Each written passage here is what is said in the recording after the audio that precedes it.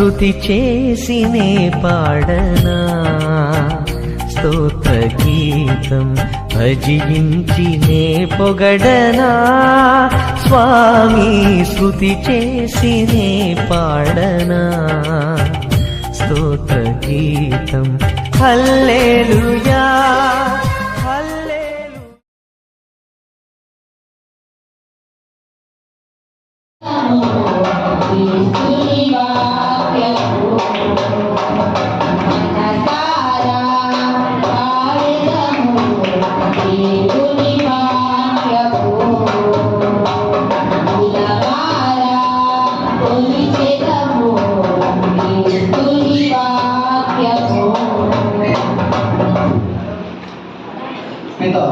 పవిత్రాత్మ నామమున ఆమేన్. పునీత లూకా గారు రాసిన సువిశేషంలోని భాగము లూకా సువార్త 21వ అధ్యాయము.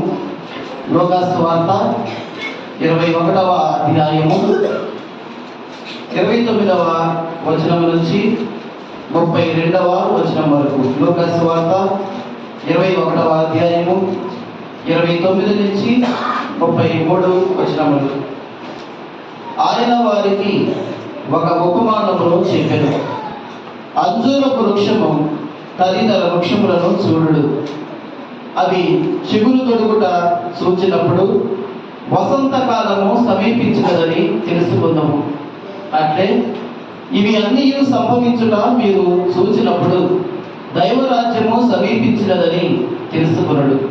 ఇవి అన్నీ జరుగునంత వరకును ఈ తరము గతింపదని మీతో నిశ్చయముగా చెప్పుచున్నాను. భూమి ఆకాశములు గతించిపోవును, కానీ నా మాటలు ఎన్నటికి గతించిపోవు. ఇది క్రీస్తు సువిశేషము. అందరం కూర్చుందాం. దయచేసి పిల్లలు ఎవరు మాట్లాడుతున్నా, ఎవరు పెట్టిన వాళ్ళు మీ దగ్గర కూర్చోబెట్టుకోండి. 10 నిమిషాలు జాగ్రత్తగా దేవుని యొక్క వాక్యాన్ని ధ్యానం చేసుకుందాం. తండ్రి వందనం, తండ్రి స్తోత్రం, యేసయ్యా వందనం, యేసయ్యా స్తోత్రం, పరిశుద్ధాత్ముడా వందనం, పరిశుద్ధాత్ముడా స్తోత్రం, త్రియేక దేవా వందనం, త్రియేక దేవా స్తోత్రం. హల్లెలూయా హల్లెలూయా హల్లెలూయా హల్లెలూయా. మా రక్షకుడా వందనం, మా రక్షకుడా స్తోత్రం, మా కాపరి వందనం, మా కాపరి స్తోత్రం, ఆలోచనకర్త వందనం, ఆలోచనకర్త స్తోత్రం, ఆశ్చర్యకరుడా వందనం, ఆశ్చర్యకరుడా స్తోత్రం. Hallelujah hallelujah hallelujah hallelujah. Praise the Lord, praise the Lord, praise the Lord, praise the Lord, praise the Lord, praise praise praise the Lord, praise praise the Lord, praise praise praise the Lord, praise the Lord, praise the Lord, praise the Lord, praise the Lord. క్రీస్తునాథునందు ప్రియ సహోదరి సహోదరులారా, ప్రియమైన దేవుని బిడ్డలారా, ఈ రాత్రి వేళ సమయంలో 10 నిమిషాలు చదువుకున్నటువంటి వాక్యాలను జాగ్రత్తగా ధ్యానం చేసుకుందాం. మరి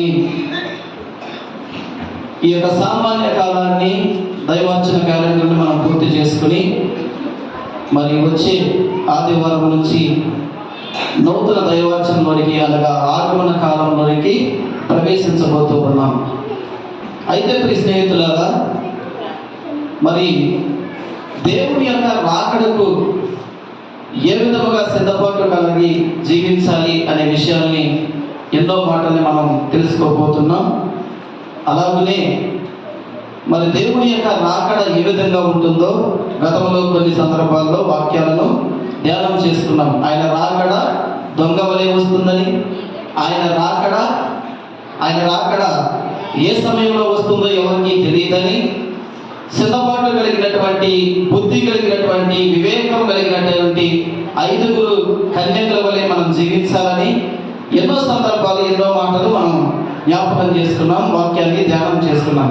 అలాగనే ఈరోజు కూడా దేవుని రాకడలో ఆయన ఏం తీసుకుని వస్తున్నాడు ఏంటమ్మా? దేవుని రాకడ సమీపించినప్పుడు ఆయన తన ప్రజల కొరకు ఏమి తీసుకుని తన వెంట వస్తూ ఉన్నాడు అనే కొన్ని మాటల్ని ఈరోజు వాక్యంలో నుంచి మనం నేర్చుకుందాం. హల్లెలూయా, హల్లెలూయా, హల్లెలూయా. యోబు గ్రంథము 31వ అధ్యాయము, యోబు గ్రంథము 31వ అధ్యాయము 6వ వచనం.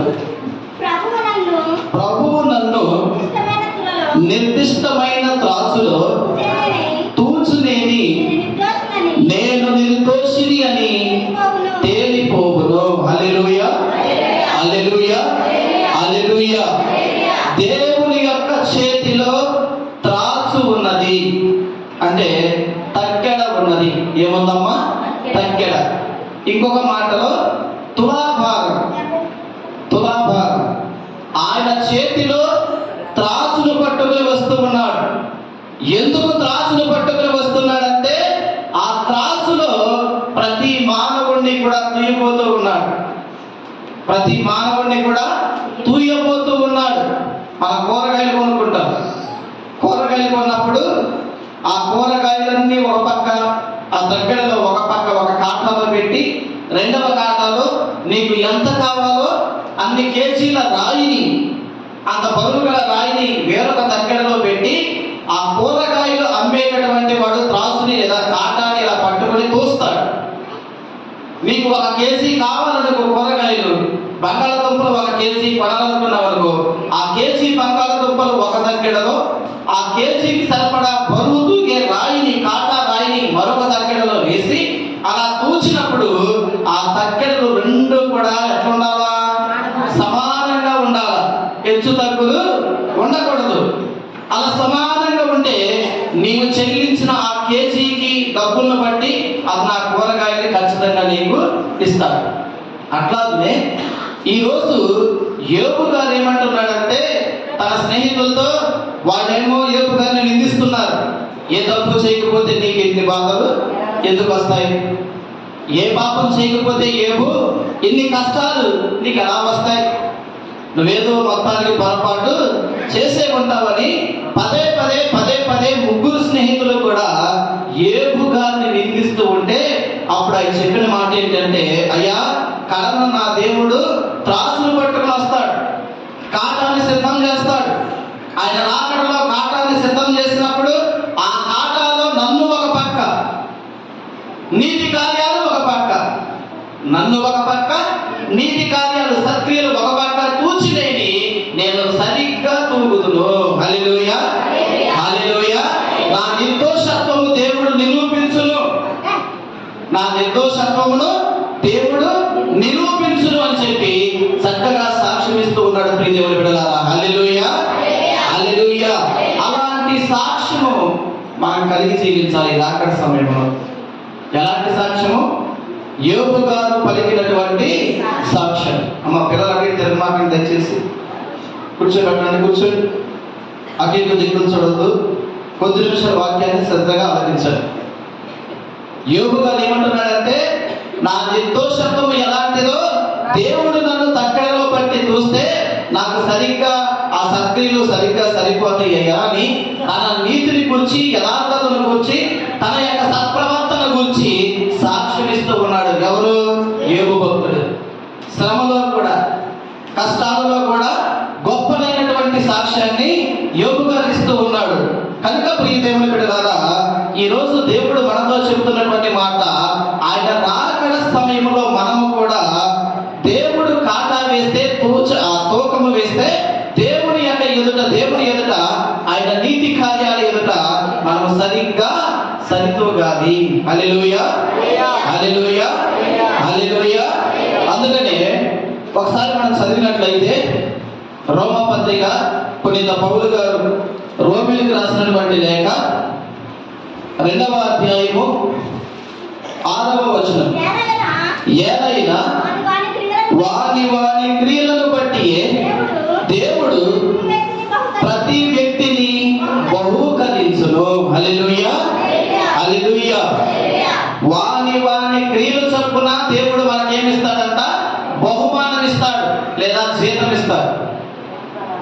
ఎవరి క్రియలు చొప్పున ఎవరికి ఏ జీతము రావాలో, ఏ బహుమానం రావాలో ఆ బహుమానాన్ని, ఆ జీతాన్ని దేవుడు మనకిస్తాడు. ఆయన తీసుకొస్తూ ఉన్నాడు తన చేతితో కాటాలో. మన కార్యాలన్నీ కూడా తన వెంట వస్తూ ఉన్నాయి. దేవుడు తీసుకుని వచ్చి నువ్వు చేసేటటువంటి కార్యాలే నిన్ను తగ్గడలో వేసినప్పుడు నిన్ను పరలోకానికి తీసుకువెళ్ళాలా, నరకానికి తీసుకువెళ్ళాలా అనేది దేవుడు కాటా వేసినప్పుడు తెలిసిపోతుంది. ఊరికినే మనం వెళ్ళాం పరలోకానికి. మన యొక్క క్రియలను బట్టే దేవుడు తూచి నీవు పరలోకానికి తూగుతున్నావా, తోగవా? పరలోకానికి నీవు దగ్గరలో తోగగలవా, తోగలేవా అనే విషయాలు నీ క్రియలను బట్టే ఉంటాయి. నీ క్రియలను బట్టే ఉంటాయి. అందుకనే వాక్యం ఏమంటుందంటే, ఏ విత్తనాన్ని మనం నాటుతామో అదే పంటని కోస్తాం. ఏ విత్తనాన్ని నువ్వు నాటుతావో అదే పంటని కోస్తావు. నీ పెరట్లో మామిడి చెట్టును పెట్టి జామకాయ కోయమంటే కోస్తావా?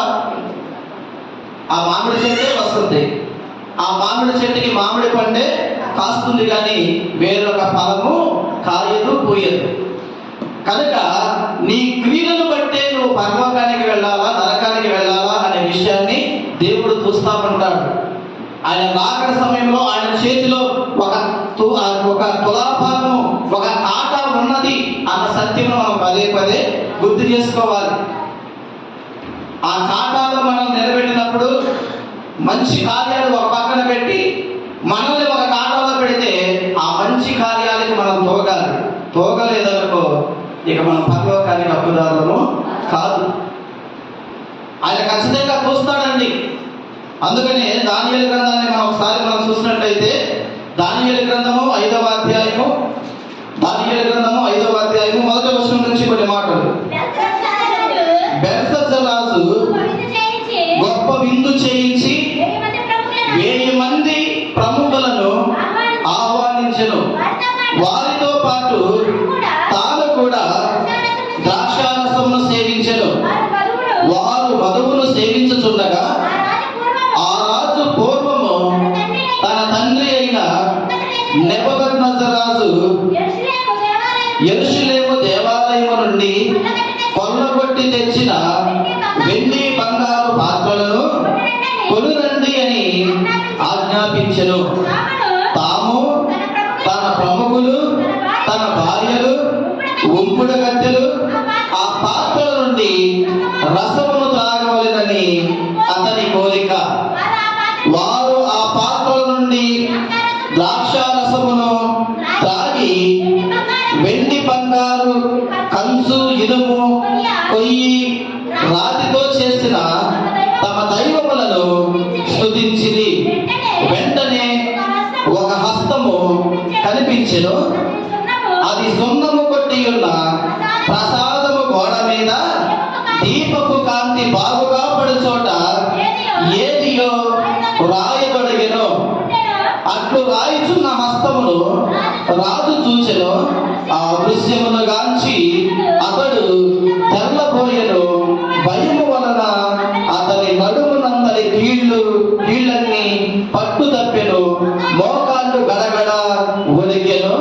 అతడు శాకునికులను, జ్యోతిష్కులను, సోదెగాండ్లను, కల్దీయులను పిలువుడని కేకలు వేసెను. చాలు. హల్లెలూయా, హల్లెలూయా, హల్లెలూయా. బెల్షస్సర్ రాజు నెబుకద్నెజరు రాజు గారి యొక్క కొడుకు.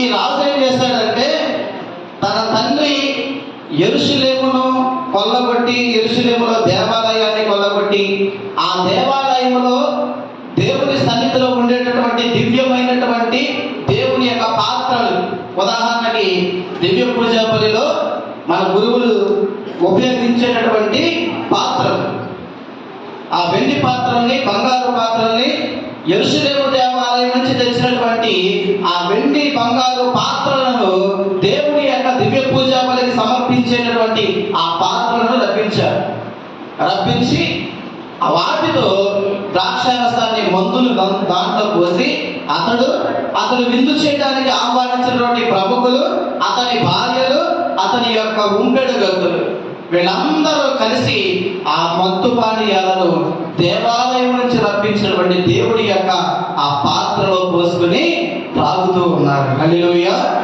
హల్లెలూయా, హల్లెలూయా. దేవాలయం నుంచి తీసుకొచ్చినటువంటి ఆ పాత్రలో ఉన్నటువంటి ఆ మత్తు పానీయాలను వారు తాగుతూ ఉంటే, ప్రియ దేవుని బిడ్డలారా, దేవుడి యొక్క హస్తము ఆ రాజుకి కనిపించింది.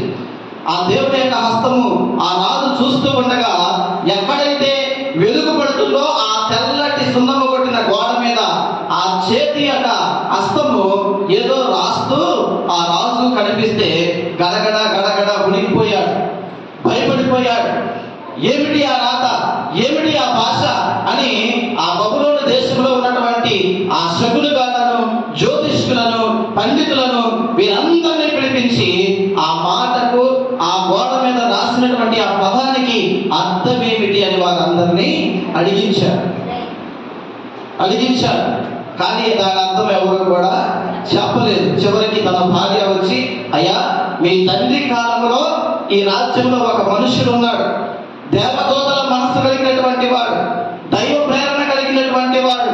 ఆ మహానుభావుడు హయాంలో, మీ తండ్రి హయాంలో ఆ మహానుభావుడు ఎన్నో ఆ విచిత్రమైనటువంటి కళలకు కూడా స్వభావం చెప్పాడు. దేవుడి మనస్సు కలిగినటువంటి వాడు. అట్లాంటి మనుషుడు ఒకడు మన రాజ్యంలోనే ఉన్నాడు, అతని పేరు దానియేలు, అతన్ని పిలిపించు అంది. అప్పుడు అతన్ని పిలిపించారు, దానియేలు గారిని పిలిపించి, అయ్యా దైవజనుడా, ఆ భాషకు అర్థమేమిటి? ఆ గోడ మీద నేను చూస్తూ ఉండగా ఒక చెయ్యి, ఒక హస్తం వచ్చింది, మనుషుడు కనిపించలేదు, కేవలం ఒక హస్తం వచ్చి అలా రాసుకుంటూ వెళ్ళిపోయింది. నాకు భయంగా ఉంది, నా కాళ్ళు చేతులు ఆడట్లేదు, వణిగిపోతున్నాయి, నా నడుము పట్టు తప్పింది, నాకు భయం కలుగుతూ ఉంది. ఏమిటి ఆ చేతి రాత రాసినటువంటి ఆ మాటకు అర్థం ఏమిటి అని ఆ దానియేలు గారిని ఈ బెల్షస్సరు రాజు ప్రశ్నించి అడిగాడు. అప్పుడు ఆ రాజు గారికి ఆ దైవజనుడు చెప్పినటువంటి మాట దానియేలు గ్రంథం 5వ అధ్యాయము, అమ్మా ఒక నిమిషం, 3వ వచనం, 23వ వచనం, 5వ అధ్యాయము 23వ వచనం.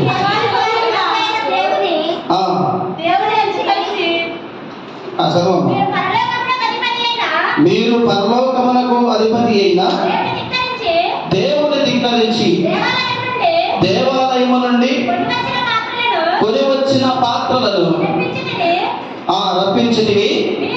మీరు, మీ ప్రముఖులు, మీ భార్యలు ఉంపుడు గత్తెల పాత్రల నుండి ద్రాక్షారసమును తాగిరి. బంగారము, వెండి, కంచు, ఇనుము, కొయ్యరాతితో చేసిన దైవములను స్తుతించితిరి. ఆ దైవములకు చూపు, వినికిడి, ఎరుక లేవు. కానీ మీ ప్రాణములను, మీ కార్యములన్నింటినీ తన గుప్పెట ఉంచుకుని దేవుని మాత్రము మీరు గౌరవించలేదు. కనుకనే దేవుడి హస్తమును పంపి ఈ మాటలు రాయించను. ఈ వ్రాత ఇది: మెనే మెనే టెకెల్ ఉపార్సిన్, సంఖ్య తూకము విభజన. దీని భావం ఇది: మెనే అనగా సంఖ్య, దేవుడు మీ పరిపాలన దినములు లెక్క పెట్టి వారిని తులముట్టించను. టెకెల్ అనగా తూకము, అతడు మిమ్ము త్రాసులో పెట్టి తోచగా మీరు చాలా తేలికగా ఉండేది. పార్సిన్ అనగా విభజన, అనగా దేవుడు మీ రాజ్యమును విభజించి మాదీయులకు, పారసీయులకు ఇచ్చి వేసెను. హల్లెలూయా, హల్లెలూయా, హల్లెలూయా. ఎప్పుడైతే రాజు దేవుని యొక్క ఆలయంలో ఉన్న అతి ప్రాముఖ్యమైన పరిశుద్ధమైనటువంటి దేవుని పాత్రల నుండి మద్యపానమును సేవించారు, తప్పు చేశారు. ఎవరి పట్ల తప్పు చేశారండి వీళ్ళు? మనుషుల పట్ల కాదు, దేవుని పట్ల, దేవాలయం పట్ల. దేవుడి యొక్క విషయంలో మనం చాలా జాగ్రత్తగా ఉండాలండి. ఏమిటి ఆ జాగ్రత్త అంటే, యేసు ప్రభు ఆయన సిలువలో మనకు నేర్పినటువంటి పాఠం ఏమిటంటే, యేసు ప్రభుని ముళ్ళ కిరీటం పెట్టిన వారిని కూడా క్షమించారు. యేసు ప్రభుని పక్కలో బల్లెంతో పొడిసిన వారిని కూడా దేవుడు క్షమించారు. ముఖం మీద ఉమ్మూసి అపహసించిన వారిని కూడా దేవుడు క్షమించారు. ముఖము పైన ముసుగేసి పిడుగుతులు గుద్ది నిన్ను కొట్టిన వాడు ఎవడో చెప్పు అని గేలి చేసిన వారిని కూడా దేవుడు క్షమించారు. గెత్సెమనే తోటలో ప్రభువుని బంధించడానికి వచ్చి ఎవరు యేసు అని చెప్పినప్పుడు ఆ యొక్క పేతురు గారు తన చెవిని తెగనరిగితే ఆ ప్రేమతో చెవిని అతికించి ఆ సైనికుడిని కూడా దేవుడు క్షమించాడు. బుద్ధిన వారిని క్షమించాడు, కొట్టిన వారిని క్షమించాడు, యూదుల రాజవారిని ఏలన చేసిన వారిని క్షమించాడు, మొలకేరిలో పెట్టిన వారిని క్షమించాడు, ఆయనను చంపిన వారిని అందరినీ కూడా దేవుడు క్షమించాడు. కానీ ఒకే ఒక సందర్భంలో ఒక్కరిని కూడా ఆయన క్షమించలేదు. ఏమిటి ఆ సందర్భం అంటే, ఎప్పుడైతే యెరూషలేము దేవాలయంలో వ్యాపార స్థలంగా మార్చారు, గువ్వలు నమ్ముతున్నారు, పావురాలు నమ్ముతున్నారు, నాణ్యాలు మార్చి అమ్ముతూ ఉన్నారు, చెల్లరిస్తూ ఉన్నారు. ఆ దేవాలయం చుట్టూ ఒక వ్యాపార స్థలాన్ని వాళ్ళు నిర్మించారు.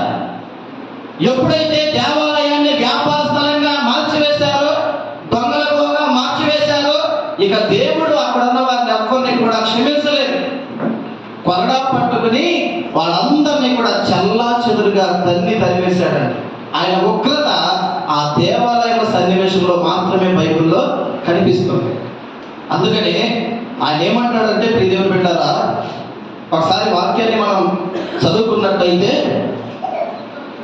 మొదటి కొరింథీ పత్రిక 3వ అధ్యాయము 16-17 వచనాలు. మీరు దేవుని ఆలయమని, దేవుని ఆత్మకు నివాసమని నీకు తెలియదా?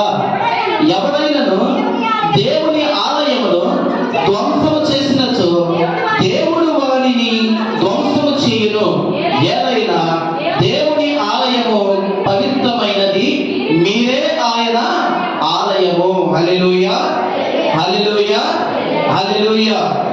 దేవుని ఆలయాన్ని ఎవరైతే ధ్వంసం చేస్తారో దేవుడు వారిని ధ్వంసం చేస్తాడు ఖచ్చితంగా. మనుషులు ఊసి తీయచ్చు. కొన్ని సందర్భాల్లో దేవుని వాక్యాన్ని కూడా వినకుండా, దేవుని మాటలను కూడా లెక్క చేయకుండా, దేవుడిని కూడా మనం దూరం పెట్టి దేవునికి దూరంగా కొన్ని సందర్భాల్లో ఉండొచ్చు. కానీ ఇంకా నా బిడ్డ తిరిగి వస్తాడులే, ఇంకా నన్ను తెలుసుకుంటుందిలే, ఇంకా నా దగ్గరికి వస్తాడులే అని దేవుడు వెంటనే శిక్ష విధించక కొంతకాలం వేచి చూస్తాడు. కానీ దేవాలయము జోలికి కనుక మనం వస్తే, మందిరము జోలికి కనుక మనం వస్తే, మందిరంని పాడు చేయాలన్న ఆలోచన వస్తే, దేవాలయాన్ని నాశనం చేయాలన్న ఆలోచన వస్తే, సంఘాన్ని నాశనం చేయాలన్న ఆలోచన వస్తే దేవుడు వెంటనే శిక్ష విధిస్తాడు. ఇది ఖచ్చితం. దేవాలయాన్ని ధ్వంసం చేసిన వాడిని దేవుడు తప్పక ధ్వంసం చేస్తాడు. నేను చాలా మంది జీవితాల్లో, కొంతమంది జీవితాల్లో మేము చూశాను. దేవాలయాన్ని, సంఘాన్ని పాడు చేసి, సంఘాన్ని గలిబిలి చేసి, సంఘాన్ని నాశనం చేసి, సంఘాన్ని దోచుకున్నటువంటి వారు ఈరోజు ఎంతో దయానీయమైనటువంటి స్థితిలోకి వెళ్ళిపోయిన వారిని చాలా మందిని మేము చూశాం. దేవుడి యొక్క ఆలయం జోలికి వస్తే దేవుడు ఊరుకోడండి. ఎందుకంటే ఆయన ఆలయం అంటే ఆయనకి అంత ప్రీతి. దేవుడు నివాసం ఉండేటటువంటి స్థలం దైవ మందిరం. ఆ మందిరంలోనే మనకి స్వస్థతలు, ఆ మందిరములోనే మనకు దీర్ఘాయు, ఆ మందిరములోనే మనకి ఓదార్పు, ఆ మందిరములోనే మనకి విడుదల. అలాంటి దైవ మందిరాన్ని ఎవరైతే అపహాస్యం చేస్తారో దేవుని శిక్షకి గురవుతారు. ఈ రాజుగారు చేసినటువంటి పని కూడా అదే. ఎప్పుడైతే దేవాలయంలో ఉండేటటువంటి ఆ దైవ పాత్రలను అవమానపరిచాడో వెంటనే చెయ్యి వచ్చేసి మెనే మెనే తెగేలు బాసిన రాసేసింది. మెనే అంటే సంఖ్య. వారి యొక్క ఆ రాజు యొక్క పరిపాలన ఎంతకాలము ముగుస్తుందో ఇక లెక్క పెట్టాడు దేవుడు. ఆయన రోజుల్ని లెక్క పెట్టి అతని జీవితాన్ని ఏం చేశాడట? తెక్కేలు అంటే తక్కెలలో ఆ తులాభాగంలో చూశాడు. అతన్ని చూశాడు. ఇక ఎవరిని? ఆ రాజుని. దేవాలయాన్ని ఎప్పుడైతే పాడు చేశాడో ఇక అతని రోజులు లెక్కించాడు. రోజులు లెక్కించి ఇక అతని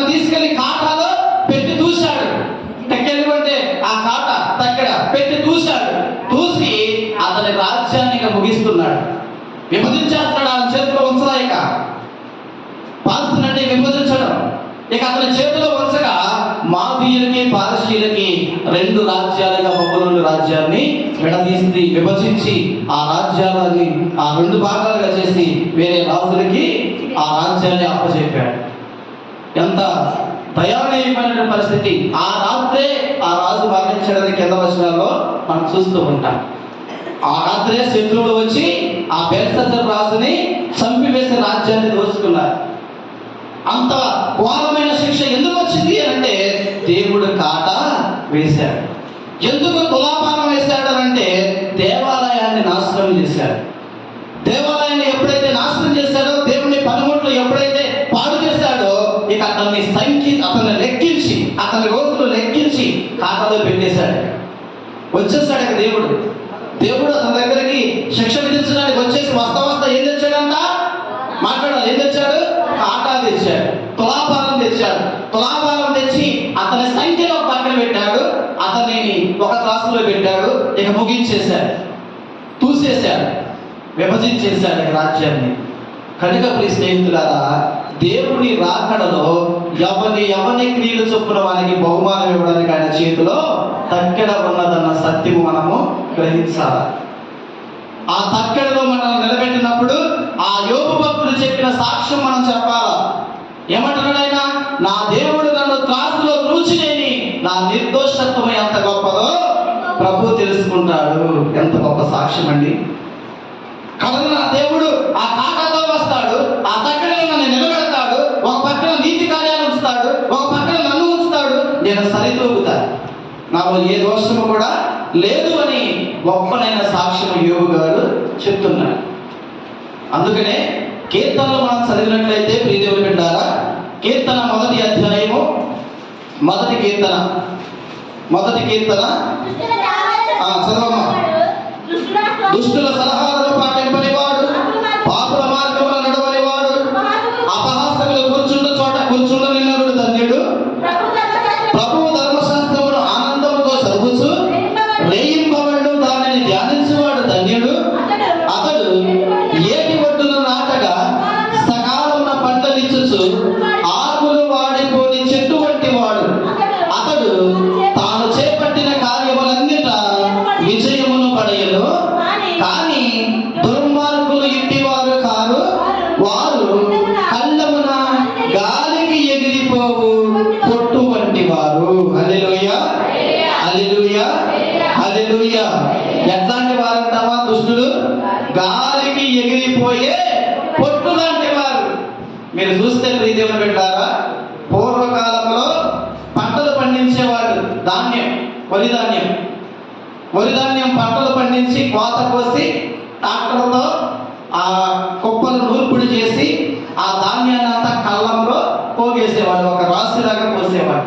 ఏంటి? ఒట్టు ధాన్యాన్ని రాశిలాగా పోసి ఇక రైతులు లేదా పనివారు వెళ్ళి ఆ పక్కన ఒక వ్యక్తి, ఈ పక్కన ఒక వ్యక్తి చాట తీసుకుని పోత పోసేవారు. ఆ ఒడ్లు తీసుకుని అలా పోత పోస్తా ఉంటే గాలి వస్తూ ఉండేది, పైరు గాలి వస్తూ ఉంటే ఈ ఒడ్లు తీసుకుని చాటలోకి అలా పోస్తా ఉండేవాళ్ళు. ఆ పోయడం అనేది తక్కెడ. అలా పోస్తా ఉంటే ధాన్యము అంటే ధాన్యపు గింజలు ఉన్నటువంటి శ్రేష్టమైన ధాన్యమేమో కళ్ళంలో పడేది, కిందే పడేది ఆ ధాన్యపు గింజ. ఏ ఒడ్డు గింజలో బియ్యపు గింజ, ధాన్యము తినేటటువంటి బియ్యపు గింజ ఏ ఒడ్డు గింజలో ఉంటుందో ఆ ధాన్యపు గింజ ఏమో ఆ గాలికి కళ్ళములోనే పడేది. ఒట్టు ఆకారాన్ని పొందుకునే ఉంటుంది, లోపల బియ్యపు గింజ ఉండదు. పొట్టు అంటారు దాన్ని. పైకేమో ఒట్టులాగానే ఉంటాయి, అన్నింటిలో కలిసిపోయి. కానీ దాని బండాలు ఎప్పుడు బయటపడతా? గాలి వచ్చినప్పుడు ఆ గాలికి ఎగిరిపోతుంది, అప్పుడు బయటపడుతుంది దాని బండాలు. తక్కెడలో వేసినప్పుడు ఇక్కడ చాట ఏమిటి? తక్కెడ. ఆ తక్కెడలో ఆ కాటాలో వేసినప్పుడు బరువు కలిగినటువంటి ధాన్యమేమో కళ్ళంలో పడుతుంది, కళ్ళంలో. కానీ ధాన్యము లేనటువంటి పొట్టు ఆ గాలికి కొట్టుకుపోతుంది. అంటే తక్కెడలో ఆ గింజ నిలబడదు. దుష్టుల పరిస్థితి కూడా కడన అలాగే ఉంటుందని వాక్యం చెప్తుంది. శ్రేష్టమైన ధాన్యపు గింజలాగా నువ్వు ఆ చేటలో ఉండి ప్రభు కళ్ళెములోనే ఉండాలి. పైకి బాగానే ఉంటారు చాలా మంది భక్తి పరులాగా, పైకి క్రైస్తవులమని బాగానే చెప్తూ ఉంటారు. లోపల చూస్తే వాళ్ళ హృదయం ఎప్పుడు బయటపడుతుందంటే ఇదిగో ఇలాంటి సందర్భాల నుండి. ఒక సేవకుడు చెప్పినటువంటి మాట, నామకార్థ క్రైస్తవ్యం అనేది చాలీ చాలనటువంటి దుప్పటి లాంటిదట. ఏంటమ్మా? చాలీ చాలనటువంటి దుప్పటి లాంటిది. ఆ చాలీ చాలిన దుప్పటి ఎక్కడ ఉంటుందంటే, ఇది శీతాకాలం కదా, శీతాకాలం అందరం దుప్పట్లు కప్పుకుంటాం. చక్కగా దుప్పటి మనం నిద్రపోయేటప్పుడు కప్పుకున్నప్పుడు మనకి మించినటువంటి దుప్పటి ఉందనుకో, సపోజ్ 6 అడుగులు ఉన్నాం మనం, 7 అడుగులు దుప్పటి ఉంటే సరిపోతుంది. 6 అడుగులు దుప్పటి ఉంటే 6 అడుగులు మనిషిగా ఉండి 4 అడుగులు దుప్పటి కప్పుకున్నాం అనుకో, తల కప్పుకుంటే కాళ్ళు కనపడతాయి, కాళ్ళు కప్పుకుంటే తల కనపడింది. నామకార్థ క్రైస్తవ్యం కూడా అంతే. సరైనటువంటి సమయం, ప్రభు సమయం వచ్చినప్పుడు వాళ్ళు కళ్ళెమలో నిలబడరు, గాలికి కొట్టుకుపోతారు, దేవుడి ఉగ్రతకు కొట్టుకుపోతారు, కాటాలో వారు తోగరు. కనుక ప్రియమైన దేవుని బిడ్డలారా, దేవుని వాక్యం ఏమంటుందంటే ఆయన రాకడ సమయం సమీపిస్తుంది. ఈ ఆగమన కాలం అంటే, ఈ ఆగమన కాలంలో ప్రభు యొక్క రాకడ దినాలలో మనం ప్రవేశిస్తూ ఉన్నాం. ఆ రాకడ సమయంలో ఆయన ఎట్లా వస్తాడంటే, ఆయన ఎవని క్రియలు వారికి ఇవ్వడానికి బహుమానం తీసుకొస్తున్నాడు. ఆ బహుమానం ఎలా చూస్తాడంటే, ఆయన చేతిలో ఒక త్రాసును పట్టుకొని తోస్తూ ఉంటాడు. ఆ త్రాసులో మనం ఎలా తూగాలంటే, శ్రేష్టమైన ధాన్యపు గింజలాగా తూగాలి, శ్రేష్టమైన సాక్ష్యాన్ని పొందుకున్న యోగు భక్తుల వలె తూగాలి. అంతేగాని ఆ బెల్షజర్ రాజు వలె ఆ కాటాలో మనం తోగకూడదు. ఆ పొట్టు ధాన్యపు గింజ వలె ఆ కాటాలో మనము ఉండకూడదు. ప్రియమైన దేవుని బిడ్డలారా, కాబట్టి ఆత్మపరిశీలన చేసుకుందాం. ఈ రాత్రి వేళ సమయంలో మన భక్తి విశ్వాసం ఎట్లా ఉన్నది, ఆ ప్రభువు రాకడ సమయం సమీపిస్తూ ఉండగా మనం ఎలాంటి సాక్ష్యాన్ని కలిగి జీవిస్తూ ఉన్నాం. యోగు భక్తుల వలె నా ప్రభు చేతిలో తులాభారంలో నన్ను తూచినేని, నేను నిర్దోషిని అని చెప్పే సాక్ష్యం మనకుందా? ఆ రైతు తన చేతిలో చేట పట్టుకొని ఆ ఒడ్డుని పోత పోస్తూ ఉంటే, ఆ కళ్ళెంలో పోస్తూ ఉంటే, నీతిమంతుల వలె ప్రభు యొక్క మందిరంలోనే ఉండేటటువంటి ధన్యత, ప్రభు రాజ్యంలోనే నిలబడేటువంటి ఆ కళ్ళెంలో మనం పడగలమా, లేక గాలికి ఎగిరే దుష్టుల వలె పొట్టు వలె మనం ఉంటూ ఉన్నామా? ఆత్మపరిశీలన చేసుకుందాం. ఈ రాత్రి వేళ సమయంలో అందరూ కూడా లేచి నిలబడదాం, ప్రార్థన చేసుకుందాం. పిత పుత్ర పవిత్రాత్మ నామమున అందరూ కళ్ళు మూసుకుని కొద్ది నిమిషాల వినవాక్యాన్ని ధ్యానం చేసుకుంటూ ప్రార్థన చేద్దాం. స్తోత్రాలు స్తోత్రాలు స్తోత్రాలు స్తోత్రాలు, పరిశుద్ధుడా పరిశుద్ధుడా పరిశుద్ధుడా పరిశుద్ధుడా, మహోన్నతుడా దేవా, మీకు వందనాలు, స్తోత్రాలు స్తోత్రాలు నాయన. ఈ రాత్రి వేళ సమయంలో ప్రభా, అయ్యా నా తండ్రి, మీ అమూల్యమైనటువంటి మాటలు నాయన మాకు వినిపించారు నాయన. నిజమే దేవా, ఈ యొక్క ఆగమన కాలానికి మేము సిద్ధపాటు కలిగి ఉన్నాం ప్రభా. ఆగమన కాలంలో ప్రవేశించబోతూ ఉండగా నా తండ్రి, ఈ రాకడను మరొకసారి మేము జ్ఞాపకం చేసుకుంటూ ఉన్నాం దేవా. అయ్యా, నువ్వు వచ్చేటప్పుడు నాయన ఎవని క్రియల చొప్పున వారికి బహుమానం ఇవ్వడానికి వస్తానంటున్నావు తండ్రి. అయ్యా, నీవు వచ్చినప్పుడు నీ చేతిలో తులాభారము అన్నదంటున్నావు ప్రభా. యోబు భక్తుడు అంటున్నాడు కదా, నా దేవుడి చేతిలో ఉన్న త్రాసులో ఆయన నన్ను తూచిలేని నా నిర్దోషత్వము యథార్థవంతమైనదని ఆయన గ్రహిస్తాడని ఎంతో గొప్ప సాక్ష్యం చెప్తూ ఉన్నాడు తండ్రి. అలాంటి నాయన గొప్ప సాక్ష్యము నాయన నీవు త్రాసులో పెట్టినప్పుడు మా నీతి కార్యాలకు మేము సరిపోయేటట్లు నా తండ్రి మా జీవితాలు ఉంచమని ప్రార్థన చేస్తూ ఉన్నాం. మా జీవితాలు మార్పు చెందాలని మేము ప్రార్థన చేస్తూ ఉన్నాం దేవా. బెల్షస్సరు రాజు నా తండ్రి, ఆ బెల్షస్సరు రాజు నా ప్రభా నీచమైన ఘోరమైన పాపము చేశాడు తండ్రి. యెరూషలేము నుంచి రప్పించినటువంటి ఆ దేవాలయపు నాయన పవిత్రమైన పాత్రలను అయా ఆ విందులో కూర్చున్నటువంటి అయా నాయన ముఖ్యమైనటువంటి అతిథుల చేత, తన భార్యల చేత, నీచముగా తన ఉంపుడు గతుల చేత కూడా తండ్రి ఆ దుర్మార్గపు పాపిష్టి కార్యము చేస్తాడు కనుకనే వెంటనే శిక్షించావు దేవా. అయా హస్తాన్ని పంపించి అయా సున్నమ కొట్టినటువంటి ఆ రాయి మీద, రాతి మీద, గోడ మీద నాయన అయా ప్రకాశవంతమైన వెలుగులో రాయించావు ప్రభా. ఆయన జీవితాన్ని చూపించావు నాయన. మెనే మెనే టెకెలుగో పాల్సిన నా తండ్రి అయా ఇదిగో రాజా, నీ సంఖ్య నీ యొక్క రోజులు పూర్తయినవి అని నిన్ను కాటా వేస్తున్నానన్నావు ప్రభా. ఆ కాటాలో తండ్రి అతని దుర్మార్గాన్ని బట్టినైనా ఆయన రాజ్యాన్ని విభజించావు ప్రభా. ఆ రాత్రేనైనా శత్రువుల చేతిలో చిక్కి మరణించాడు తండ్రి. అయ్యా నాయన, నీ ఆలయం పట్ల నీకున్న ఆసక్తి ఎంతో నాయనా గొప్పది ప్రభా. అయ్యా, నీ దేవాలయములు ఎవరైతే పాడు చేస్తారో వారిని నేను పాడు చేస్తానంటున్నావు ప్రభా. అయ్యా, అలాంటిది మీ యొక్క పవిత్రమైన దేహములైన ఆలయం అంటున్నావు నా తండ్రి. నిజమే దేవా, నీవు ఊపిరి ఊది మట్టికి ఉన్న మట్టి బొమ్మతో చేసినటువంటి మాకు నాయన నీ ప్రాణమును, నీ ఆయువును, నీ ఊపిరిని మాలోకి ప్రవేశింపజేసి అయ్యా నీ రూపంలో మమ్మల్ని సృజించుకున్నావు తండ్రి. ఈ మట్టి దేహంలో నీ ఆత్మ ఉన్నది, నీ ప్రాణం ఉన్నది ప్రభా. కనుక నేనైనా నీ ఊపిరి నివాసం ఉంటున్న స్థలము మా దేహము నాయన. నీవు నివాసం ఉండే ఆ స్థలము దేవాలయముతో సమానం ప్రభా. కనుక మా దేహములను పవిత్రంగా కాపాడుకునేటువంటి శక్తిని మాకు దయచేయండి. మా దేహములను నీ వాక్కుతో శుద్ధీకరించుకునేటువంటి శక్తిని మాకు దయచేయండి తండ్రి. మీ ఆత్మశక్తితో మమ్మల్ని నింపండి ప్రభా. స్తోత్రాలు స్తోత్రాలు నాయన, వందనాలు తండ్రి. చిన్న ప్రార్థన చేయండి. మా మైక్ తీసుకొని ప్రేరేపించుకోండి. వారు చిన్న ప్రార్థన చేయండి. స్తోత్రాలు స్తోత్రాలు నాయన. అవును తండ్రి. స్తోత్రాలు స్తోత్రాలు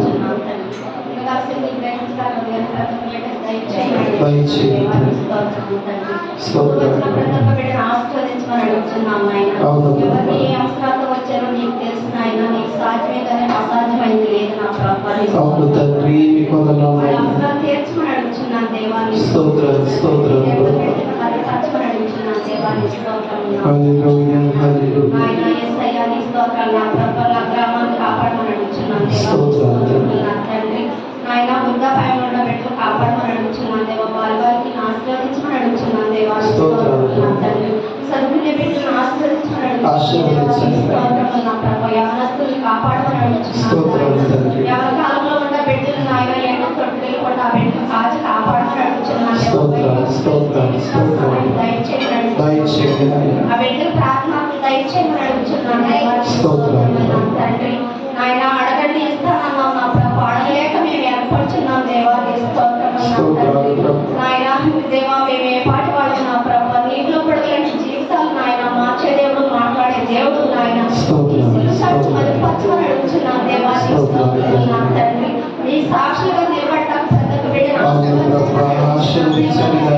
నా తండ్రి. ఈ రాత్రి కాల సమయంలో నా ప్రభు నాయన మాస్టర్ వెళ్ళే ప్రయాణానికి వచ్చే ప్రయాణానికి మీరు తోట ఉండమని అడుగుతున్నాను.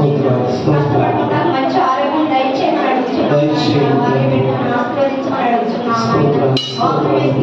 ఆయన దర్శించమని అడుగుతున్నాను దేవా. తండ్రి, రకరకాల సమయంలో నాయన మాట్లాడాల్సిన వాక్యాలు పట్టి ఆయన ఏ విధంగా చెప్తున్నాడు నా ప్రభు.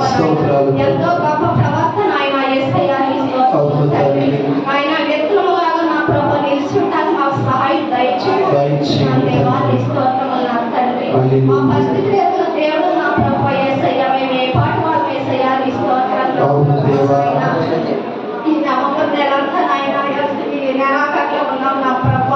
చచ్చిపోయిన నిత్యనికి సహాయం దయచేయండి. వాళ్ళు తెలిసి దేవుని పొరపాట్లు చేసింటారు, క్షమించుకుని పర్వతాలు చేర్చుకోమని అడుగుతున్నాను దేవాన్ని.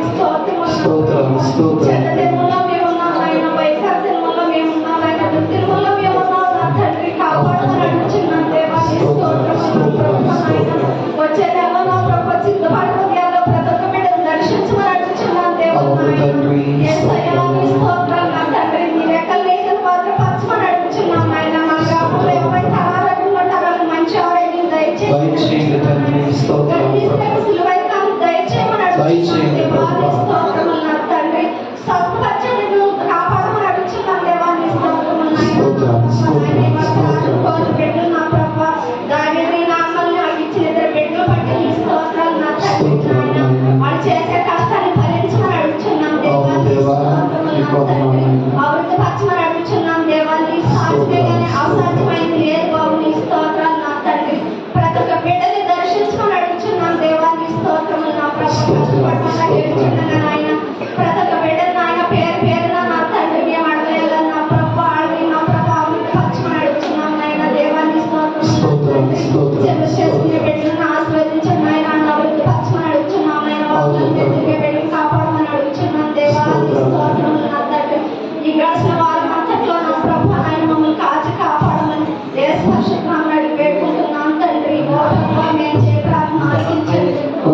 ప్రభా మేము చేయ ప్రార్థన ఆలకించండి. మహాపరిశుద్ధుడా, మహోన్నతుడా, జీవము గల దేవ, జీవాధిపతి అయిన తండ్రి, మీ కొందనాలు, స్తోత్రాలు నాయన. ఈ రాత్రి వేళ సమయంలో దేవ, ఇప్పుడు వరకు నాయన మీరు మాతో ఉండి ఈ యొక్క ఆరాధన అంతటిలో నా తండ్రి అయ్యా మీరు తోడుగా ఉండి నడిపించినందుకు మీ కొందనాలు, స్తోత్రాలు. పాడిన పాటల యందు, విన్న వాక్యమందు, పరిశుద్ధ జపమాల యందు, ఆరాధన యందు అయా నాయన సమస్తము నాయన మీకే మహిమ తెచ్చుకున్నందుకు మీ కొందనాలు, స్తోత్రాలు నాయన. కూడా వచ్చిన ప్రతి బిడ్డలను మీరు దీవించండి, ఆశీర్వదించండి. రానటువంటి వారికి మరొకసారి గొప్ప సమయాన్ని దయచేయండి ప్రభువా. ఈ యొక్క ఆగమన కాలానికి అయ్యా మీ యొక్క జన్మదిన వేడుకలను అయినా ఘనంగా జరుపుకోవడానికి మేము సిద్ధమవుతూ ఉండగా ప్రభా అయిన ప్రతి కుటుంబాన్ని మీరు దర్శించి ఆశీర్వదించండి ప్రభా. రాబోయే ఈ పండుగలో మేము అందరము పాల్గొని గొప్పగా నేను స్తుతించి గణపరిచే ధన్యతను మాకు దయచేయండి. ఈరోజు దేవాలయాన్ని ఆయుక్తపరిచినటువంటి పెళ్ళూరి దావీదు రాజు గారి కుటుంబాన్ని దీవించండి. ఆయన చేసే చెరువులను, వ్యాపారాలను మీరు దీవించండి ప్రభా. ఆయనకి ఇచ్చిన భార్య బిడ్డలు మీరు ఆశీర్వదించండి ఆయన.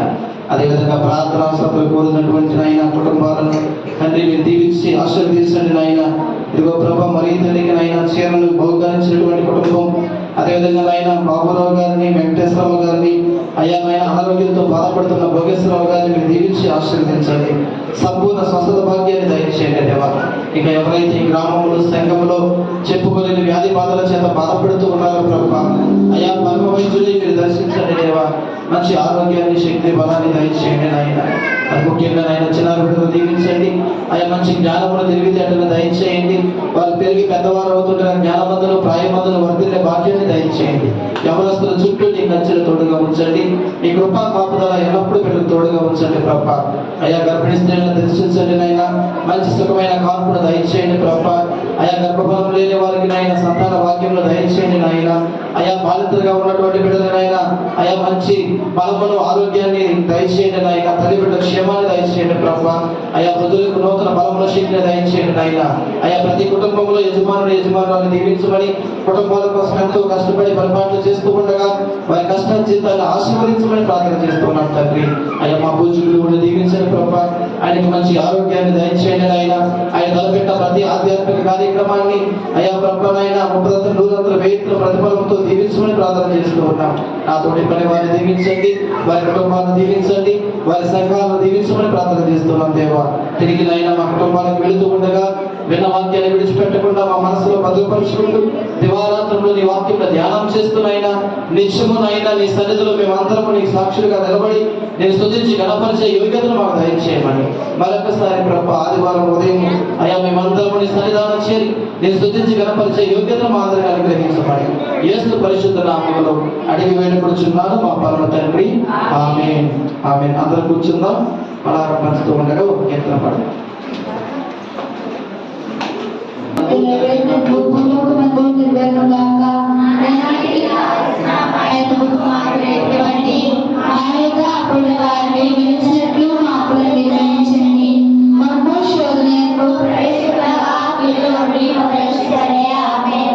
ప్రసాదం చేత ప్రభు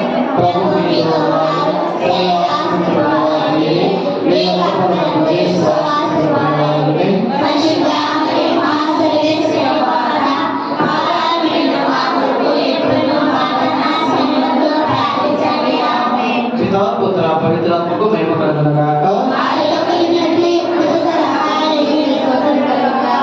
క్రీస్తునాథుని యొక్క పరిశుద్ధ దివ్య హృదయమా,